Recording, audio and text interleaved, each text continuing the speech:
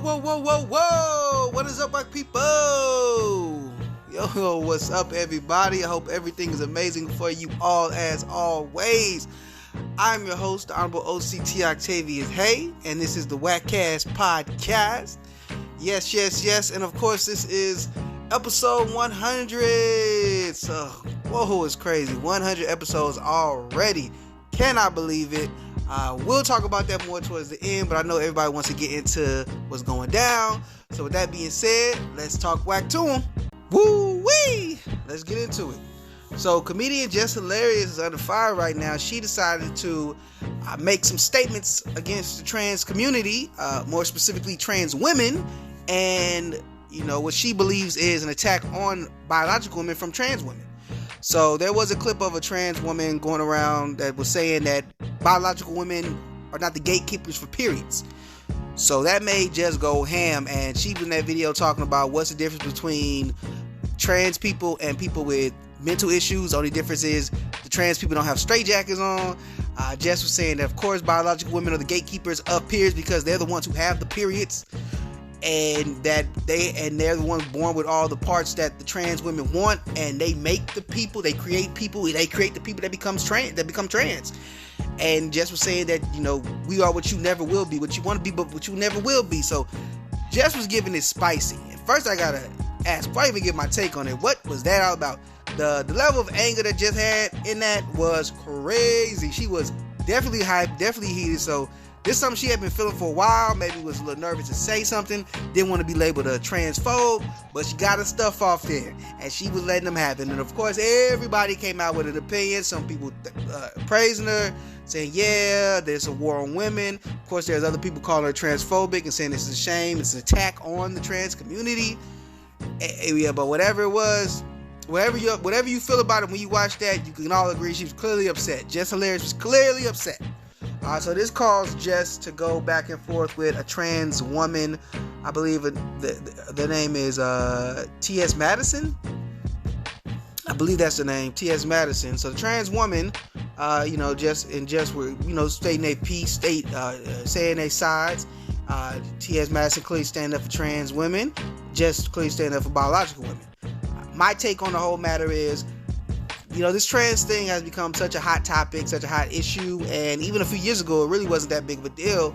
I think the most that anybody was tripping off of was, there was a little bit of discussion about what bathroom they can use, but nothing had ever gotten to this point where even if you wear rainbow or anything, you're woke and you're trying to harass children or whatever, brainwash, groom children.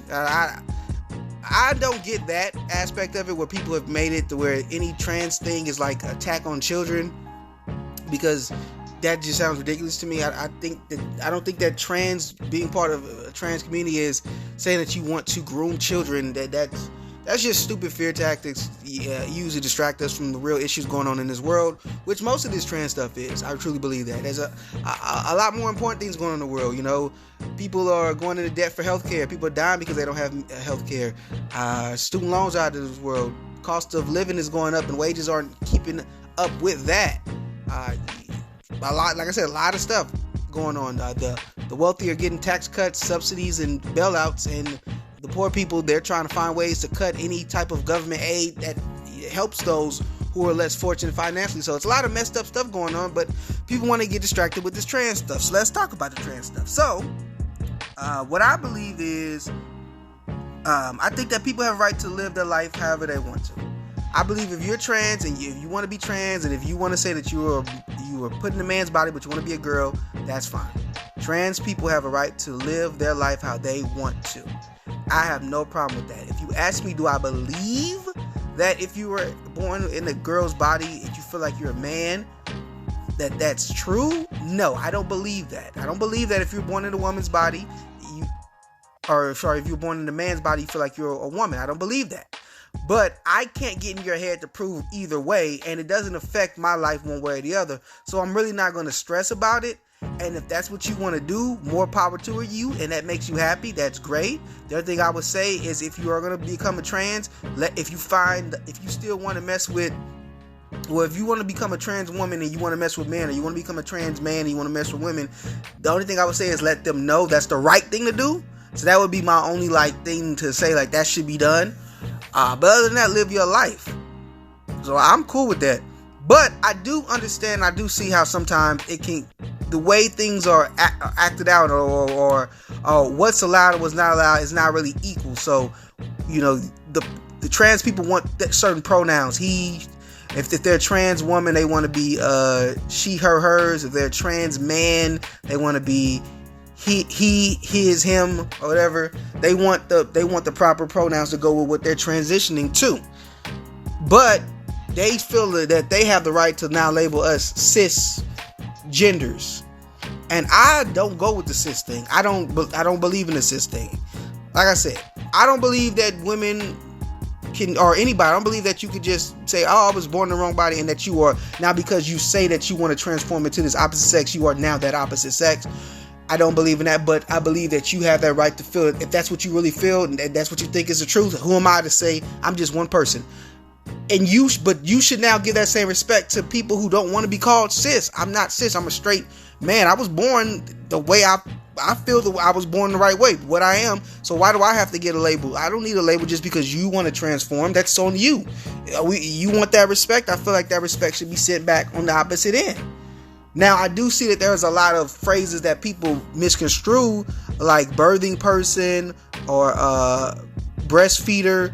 Those are more medical terms that are used in the sense of, a way to describe who you're dealing with, because in this world we live in now, they say that, well, women aren't the only ones who can breastfeed. Trans men can breastfeed. Like they say, well, women aren't the only ones who can have periods. Trans women can have periods. Trans men can have periods. Trans men can breastfeed. Trans men can give birth. That's what they say. Now, to me, like I said, that just sounds crazy, because that trans man is really just a woman who decided to want to be a man, but out of respect for their lifestyle, okay, let's say that.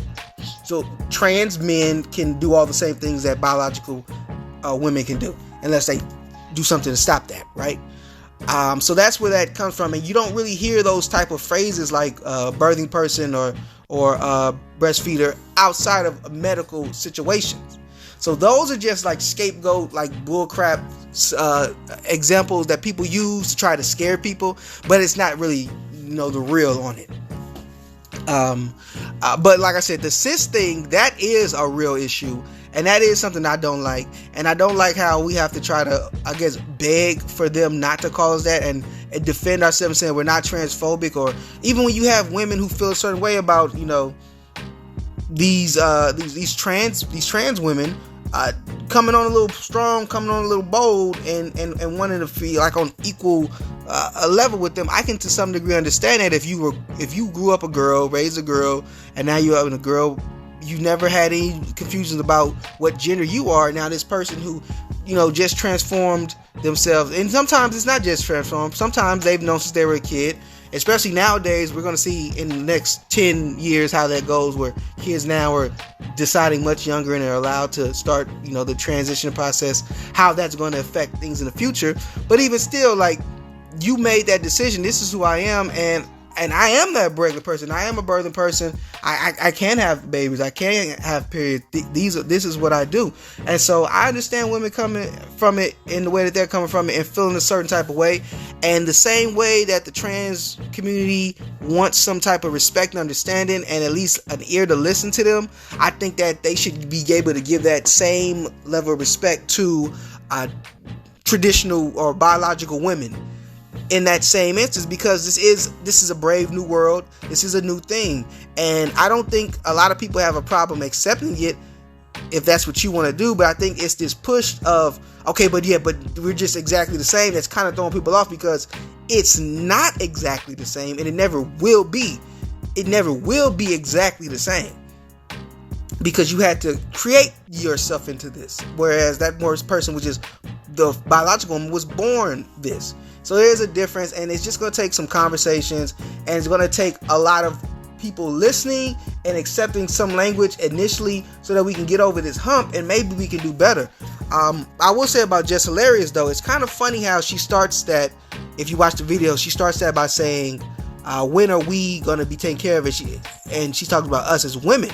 And my only problem with Jess Hilarious saying this is, and she's like the biggest, like, I don't need no man, I'm independent, it's the 21st century, person I've heard. So it's kind of funny for her now to turn around and want to play the victim and say, I'm a woman, I need protecting. No, Jess. You was not on that before. You did not need protection. You an independent 21st century 2023 type of woman. You don't need no man for nothing. So you need to keep that same energy. And that's the only problem I would have with people like Jess, is that they want to be the big bad tough bully until it gets real, and all of a sudden they want to start whining and using their female privileges to, hey, can you do something about that for me? And look at all the men, and all of a sudden you need them, right? But whatever. But all that aside too, because that's just another tangent. This transgender thing is messy. It's not as insane as a lot of people like on the right will have you think, that it's like, oh my God, this is crazy epidemic. What's going on? The world is losing its mind. But it's not just so cut dry as I think a lot of progressives and liberals will have you think, where it's just like, that's just what it is. No, it's not. It's not just that's what it is, because there's levels to this. When did you decide you want to transition? Did you go through puberty? Has your muscle bone density and all that? There's a lot of stuff you got to think about. And on top of that, you just transformed right now, and you're kind of upsetting these other women because you're trying to force your verbiage on them, and your mindset on them, and your thought on them, and you're talking about they don't gatekeep periods, and you can't even have a period, but trying to say, well, because trans men can have periods, but that trans man was born a woman, biological woman, so how can you use that as to try to say that women can't gatekeep? It just gets to a whole messy situation. And so I get that trans people want to belong. And I'm not against them belonging, because they're here to stay. They grown. They can do whatever they want to do, whether you like it or not. They're here to stay, and that's their right to dress however they want to dress and call themselves whatever they want to call themselves. I'm not gonna be up all night mad about it. I'm not going to any rallies crying about it. I damn sure ain't gonna use my kids as an excuse to be mad. I'm just gonna live my life, do what I want to do. I think the sooner we can get to that point, and the sooner we can start having real conversations where everybody can talk and have a real understanding, sooner we can do that, sooner we can move past this and maybe have more respect for one another. Boosie hurt, y'all. Boosie is devastated. He is hurt. He's upset. He's been betrayed, he feels like. He couldn't believe it. Boosie, of course, reacted very negatively when he found out, like the rest of us did, that Kodak Black decided he was going to do a song with Tekashi 6ix9ine. Now, of course, everybody know Tekashi 6ix9ine was out here telling on them peoples. He got a lot of people locked up. He was repping his gang. And when it got real and everybody was going to go to jail, including him, he decided to testify so he can get out of jail. Now he is out and about, living his life, touring the world, going overseas, making a gang of money, buying women a bunch of stuff, just living his best life, happy as can be. 6ix9ine's not manager WACC 100 went ahead and got Kodak Black to come perform a song with 6ix9ine and even shoot a music video with him, and this upset Boosie to no end. Boosie sticks by the street code. He's a real street dude, and he just felt like that's wrong. This dude's a snitch. He turned on his people. He was a witness, took the stand, and you gonna do a song with him? How you gonna call yourself a street dude? We know Boosie keep it real, because when it was even speculated that T.I. was snitching, even though Boosie had a whole project with T.I., he stopped it all. Almost ruined their friendship. I think they cool now, but yeah, almost ruined the whole friendship. Boosie later came out and apologized to T.I. once he got the real on the situation or whatever, but basically let you know Boosie does not play with snitching, and if he finds out in any way that you have been an informant to the feds, to the police, to any type of law enforcement, he done, and he think that any real street dude should do the same. So all the smoke was half for Kodak Black. He like, Kodak ain't no real dude no more. He ain't no street dude. He ain't none of that. I thought he was a real. Of course, WACC 100 got to chime in and say, man, this is just business. That ain't nothing about nothing. This ain't no street stuff. This is business. This is the music business. And the code of the streets don't mean nothing. And when we talk about making money, making paper, and doing things, this is a legit legal business operation going on. Ain't no street talking right here. Ain't no illegal actions happening. It shouldn't matter what he do. How I feel about it? It's your personal preference. while I think that technically WACC 100 is right, it's business. This is legal business they doing, making money. They not in no streets. They not participating in street activities. It should not matter who he works with. However, it's up to the person. Sometimes people have morals, and yes, business is business, but there are morals. People have morals. Like, could you technically do business with someone who is a known child predator? Yes, you can, and you haven't done anything wrong. You've committed no crime, nothing wrong. But if you have morals that say, I can't operate like that, then, hey, you can't operate like that, and that's what it is. So, I get that.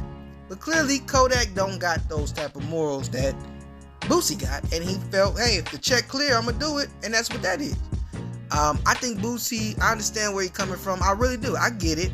He thinking about them people and how they family don't got their loved ones because of him. But there were other snitches as well, but still, he was one of them. So I get where Boosie coming from. But, Boosie can't put that on everybody. And if that's how you want to operate, Boosie, then I get it. You go ahead and you don't work with nobody who's snitching. And you don't work with nobody if there's paperwork, if there's a paperwork trail. I get that. You ain't got to do a song with nobody. But for me, I don't think that Boosie should be going around trying to dictate what other people do and don't do when they're not living a street life. This is entertainment. These are entertainers. They get paid to create songs and then go perform them and entertain fans so that they will spend money on them, so they will stream their stuff, so that so they can make more money. That's a business. That's a legit business. They gotta file taxes for this. The government knows about this. You know what I'm saying? So a lot of people eat off of them. Not just them, but a lot of people eat off of what they do. So I get it why you would want to do that, and I get why Kodak Black would want to do that, and I don't think that makes him any less of anything. Because again, Kodak Black is living. I don't know. Well, I'm gonna just say Kodak Black has an occupation as a rapper. That is a legit occupation, and he gets paid for that, and ain't nothing wrong with it. And Boosie just needs to worry about who Boosie making music with. All right, Boosie, just worry about who you making music with, and don't be mad at nobody else. But it's all love to Boosie because he keep it real. He gonna tell you how he feel. He told you how he felt, and he felt hurt. So I felt bad for Boosie. And hopefully all this gets squashed, water under the bridge. And even if Boosie and Kodak don't fool each other no more, they ain't even got to deal with it. They ain't even got to talk about each other. All right. So, of course, before I end the show today, I have to talk about 100th episode of the WACCast podcast. Yes. It has been so much fun doing this podcast. I'm so excited. I started this back in 2020. I've taken a couple breaks here and there, but for the most part, I've been rocking with the WACC and just sticking with it. The growth hasn't been exactly what I would hope to have, where I would have hoped to have been at by now, but I'm still going with it, and I'm just happy that I can look at this catalog that I'm building up and say, hey, I got 100 episodes.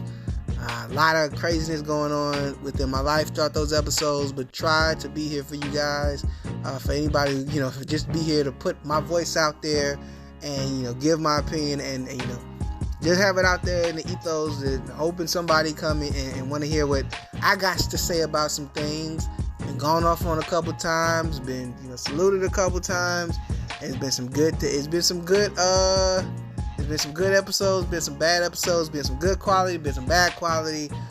Been times I wanted to do episodes, I couldn't for whatever reason, but it's been slow weeks where there really wasn't much to talk about. But I've always, I've been consistent with it. I've been sticking with it. I love doing this so much. I love being on YouTube with this, being on other platforms, and like I said, just having my voice out there to be able, giving my opinions and having it where somebody's able to listen to it if they're so inclined. Of course, I gotta give a shout out to E-Rob, who was the co-host for I don't even know how many episodes E-Rob was on, but he was on for the first few episodes. From the beginning, he went a little stretch with me. So shout out to him. Of course, he decided the pod wasn't his thing, but I always appreciate his contributions to the early, to the start of the pod, like the music and the background music, the song that we played for the title of this, just the original edits and all that. Those are all him. So shout out to E-Rob. Thank him so much. It was fun working with him, but it's been fun just spewing and speaking my mind and and improving on how I talk this stuff out. It's been so great. So 100 episodes in the can. Again, thank you all so much who have been listening to us, even if it's been on again, off again, even if it's only been the shorts on YouTube, a few of you that download them when I see the downloads. Thank you all. Anybody who listens to it, I appreciate it. Anybody who's commented on them before, whether good or bad, the fact that you took the time out of your day to leave a comment and I touched you that much, you wanted to respond, I appreciate that so much. Yeah, so, of course, going for another 100, another 100, eventually 1,000 and whatever, and just looking forward to, hopefully we get some more growth in here and really be able to touch, hit more people, hit more ears, and have more people engage and give their thoughts and opinions. It'd be so much fun. So, where we're at is where we're at right now. I'm looking forward to seeing what the future holds. And again, so happy to get to 100 episodes. This has been so much fun for me. So that's all I got to say about that. Woohoo, 100. I don't got no fun music to play, but 100, keeping it 100 all day. So that's the show. Thank you all so much for tuning in, getting this 100th WACC wisdom, and I hope that you return next week to get a little bit more from me. That being said, if you haven't already, please make sure to like, comment, subscribe, hit that notification bell so you're notified every time I'm dropping new content on the YouTube channel. And if you listen to the pod on Apple Podcasts, Google Podcasts, or Spotify, please make sure to do whatever it is you got to do on those platforms. Follow, like, review, rate, whatever it is, do it for us. Comment, any type of engagement that you're able to do it for us. It would be greatly appreciated. So yeah, this is the WACCast podcast, and I am whacking off. It's the WACCast podcast. Yeah. Talk whack to me. Talk whack to me. Yeah. Talk whack to me. Talk whack to me. It's the WACCast podcast. Yeah. Talk whack to me. Talk whack to me. Yeah. Talk whack to me. Talk whack to me.